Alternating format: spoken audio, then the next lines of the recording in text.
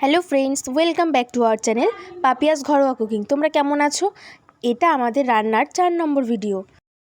এই গরমের হাত থেকে রেহাই পেতে আজকে আমরা বানাবো লস্যি। এই লস্যিটা খেতে ছোট থেকে বড় সবাই ভালোবাসে। তো এটা বানানো খুবই সহজ আর এটা খেতে অনেক সুন্দর লাগে। তো আমরা এবার দেখে নেব এই লস্যিটা বানাতে কী কী উপকরণ লাগছে। তো চলো দেখে নেওয়া যাক এই লস্যিটা বানাতে আমাদের কী কী উপকরণ লাগবে।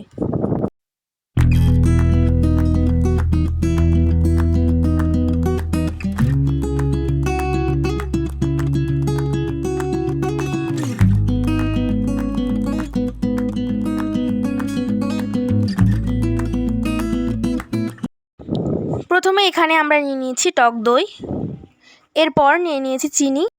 এখানে চাইলে তোমরা বেশি চিনিও ব্যবহার করতে পারো। এরপরে এখানে নিয়ে নিয়েছি বিট নুন আর চাট মশলা। এটা দিলে এটা অনেক সুন্দর খেতে লাগে।